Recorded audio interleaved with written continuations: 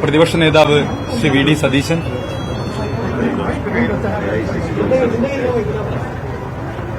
ബഹുമാനായിട്ടുള്ള KPCC president Shri K സുധാകരേട്ടൻ, ബഹുമാനപ്പെട്ട പ്രതിപക്ഷ നേതാവ് Shri V D Satheesan,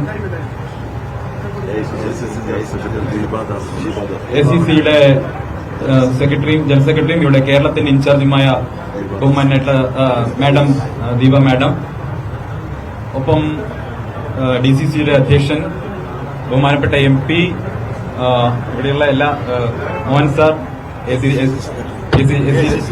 secretary ആയിട്ടുള്ള മോഹൻ സാർ, കേരളത്തിന്റെ ഇൻചാർജ് ആയിട്ടുള്ള മോഹൻ സാർ ഉൾപ്പെടെ വേദിയിലിരിക്കുന്ന ഒരുപാട് പേരുണ്ട്. എല്ലാവരെയും എനിക്ക് വർഷങ്ങളായിട്ട് നല്ല ബന്ധമുള്ള ആളുകളാണ്. എല്ലാവരും പേരെടുത്ത് പറഞ്ഞ ലിജു അടക്കമുള്ള എല്ലാ ആളുകളുമായിട്ടും നിരന്തരമായി സംസാരിച്ചിട്ടുള്ള, തർക്കിച്ചിട്ടുള്ള, രാഷ്ട്രീയം പറഞ്ഞിട്ടുള്ള ആളുകളാണെങ്കിൽ പോലും ഉള്ളിൽ നല്ല സൌഹൃദം എല്ലാ കാലത്തും എല്ലാ രാഷ്ട്രീയ പാർട്ടിയുടെ പ്രവർത്തകരോടുമൊക്കെ ഒരു സൌഹൃദം കാത്തു സൂക്ഷിച്ചു വന്നിട്ടുള്ള ആളാണ് ഞാൻ. ഈ രാഷ്ട്രീയത്തിനപ്പുറം വ്യക്തിപരമായ സൌഹൃദങ്ങൾ, മാനവികമായിട്ടുള്ള ബന്ധങ്ങളൊക്കെ നിലകൊള്ളണം എന്നാണ് ഞാൻ ഇക്കാലവും ആഗ്രഹിച്ചിട്ടുള്ളത്. ആ രീതിയിലാണ് എന്റെ പെരുമാറ്റം എല്ലാ കാലത്തും ഉണ്ടായിട്ടുള്ളത്. പ്രത്യേകിച്ച് അത്തരത്തിൽ എല്ലാ രാഷ്ട്രീയ പാർട്ടിയുടെ നേതാക്കന്മാരുമായിട്ടൊക്കെ നല്ല ബന്ധം കാത്തു സൂക്ഷിക്കുമ്പോൾ അത് പൊതുസമൂഹത്തിന്റെ നന്മയ്ക്ക് വേണ്ടി നല്ല രീതിയിൽ വിനിയോഗിച്ചിട്ടുമുണ്ട്. അത് ഞാൻ ഇടയ്ക്കൊക്കെ മാധ്യമങ്ങളോട് ഇക്കാര്യം തുറന്നു പറഞ്ഞിട്ടുമുണ്ട്. എന്റെ സാമൂഹ്യ മാധ്യമ പോസ്റ്റുകളിലൊക്കെ ഇത്തരം ചില കാര്യങ്ങളൊക്കെ ഞാൻ തുറന്നു പറഞ്ഞിട്ടുള്ള ഒരാളാണ്. അതുകൊണ്ട് തന്നെ ഒരു രാഷ്ട്രീയ പ്രവർത്തനത്തിൽ ഏർപ്പെടുന്ന സമയത്ത് മാനവികമായിട്ട് ചിന്തിക്കുക, മനുഷ്യത്വപരമായിട്ട് ചിന്തിക്കുക എന്നുള്ളത് സർവ്വപ്രധാനമാണ് എന്ന് വിശ്വസിക്കുകയാണ്. എന്തിനാണ് ഒരു സംഘടനയിൽ പ്രവർത്തിക്കുന്നത്? ഒരു സംഘടനയിൽ പ്രവർത്തിക്കുന്ന സമയത്ത് സ്വാഭാവികമായും സംഘടനയ്ക്കകത്ത് നിന്ന് നമുക്ക് സ്നേഹത്തിന്റെ, അതുപോലെ തന്നെ സാഹോദര്യത്തിന്റെ ഒരു കരുതൽ, താങ്ങലൊക്കെ എപ്പോഴും നമ്മൾ പ്രതീക്ഷിക്കും.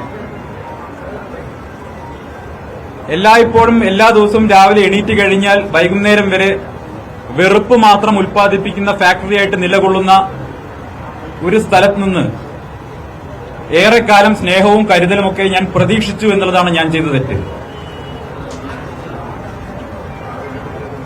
ഒരു സംഘടനയിൽപ്പെട്ട സഹപ്രവർത്തകൻ എന്ന നിലയ്ക്ക് ഞാൻ പ്രതീക്ഷിച്ച, പല ഘട്ടങ്ങളിൽ ഞാൻ പ്രതീക്ഷിച്ച പിന്തുണ, സ്നേഹം, കരുതൽ ഇതൊക്കെ ലഭിക്കാതെ ഒരു ഓട്ടോക്രാറ്റിക് ആയിട്ടുള്ള ഒരു സിസ്റ്റത്തിനകത്ത് പെട്ടുപോയ അവസ്ഥയിലായിരുന്നു ഞാനുണ്ടായിരുന്നത്.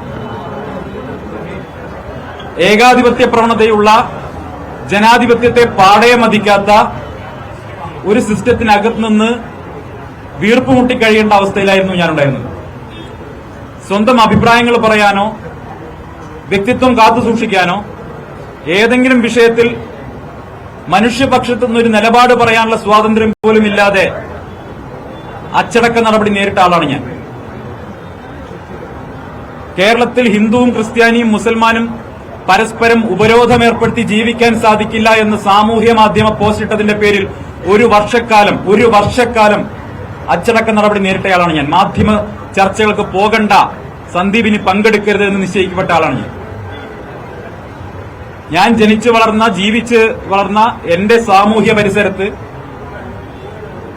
എനിക്കുള്ള സൌഹൃദങ്ങൾ, എനിക്കുള്ള ബന്ധങ്ങൾ, അതിലെവിടെയും മതം തിരയാനോ അതിലെവിടെയെങ്കിലും കാലുഷ്യമുണ്ടാക്കാനോ ഒരു കാരണവശാലും എനിക്ക് താല്പര്യമേ ഇല്ല.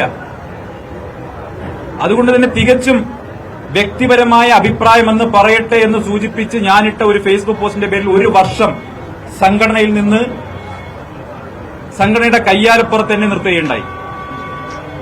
അത്യന്തം ഹീനമായിട്ടുള്ള സാമൂഹ്യ മാധ്യമ അതിക്രമം തന്നെ ആ സമയത്ത് എനിക്ക് നേരിടേണ്ടി വന്നു.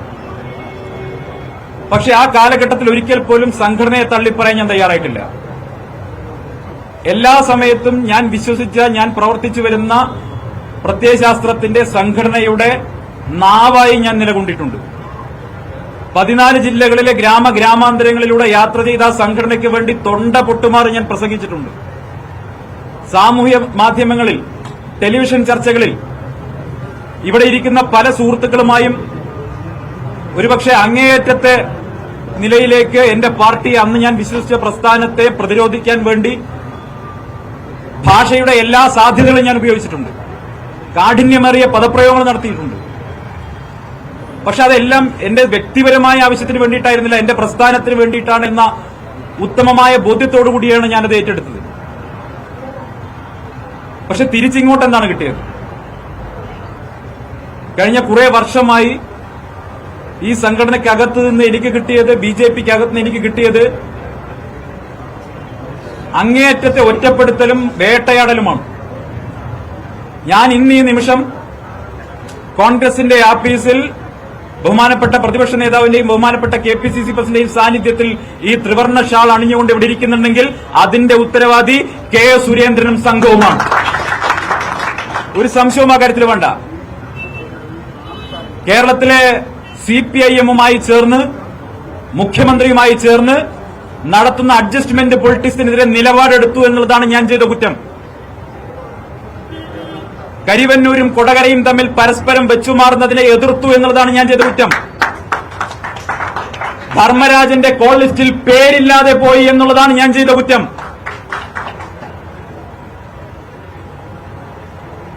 അതുകൊണ്ട് ആ കുറ്റങ്ങൾ ഒരു കുറവാണെങ്കിൽ ആ കുറവ് അംഗീകരിച്ചുകൊണ്ട് ഇനി മുതൽ സ്നേഹത്തിന്റെ കടയിൽ ഒരു മെമ്പർഷിപ്പ് എടുക്കാനാണ് ഞാൻ തീരുമാനിച്ചത്. അങ്ങേയറ്റത്തെ വെറുപ്പും വിദ്വേഷവും മാത്രം ഉൽപ്പാദിപ്പിക്കുന്ന ഒരു ഫാക്ടറിയിൽ ഇത്രകാലം ജോലിയെടുത്തു എന്ന ജാള്യതയാണ് ഇപ്പൊ എന്നെ പേറുന്നത്. ഇത്രയും കാലം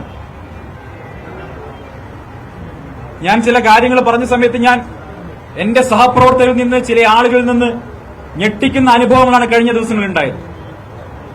ഞാൻ ഒറ്റിക്കൊടുത്തവൻ, ബലിദാനികളെ മറന്നവൻ, ഞാൻ ബലിദാനികളെ മറന്നവനാണെന്ന് പറഞ്ഞ് സംഘത്തിന്റെ സ്വയംസേവകരോട്, ഇത് കണ്ടുകൊണ്ടിരിക്കുന്ന സ്വയംസേവകരോട് എനിക്ക് ചോദിക്കാനുള്ളത്, ചരിത്രത്തിലെവിടെയെങ്കിലും ഒരു ബലിദാനിയുടെ ഫോട്ടോ വെച്ച്, സ്ഥാനാർത്ഥിയുടെ ഫോട്ടോ കൂടി വെച്ച് വോട്ട് തേടുന്ന നിലയിലേക്ക് എന്നു മുതലാണ് ഈ സംഘടന തരംതാണു പോയത്?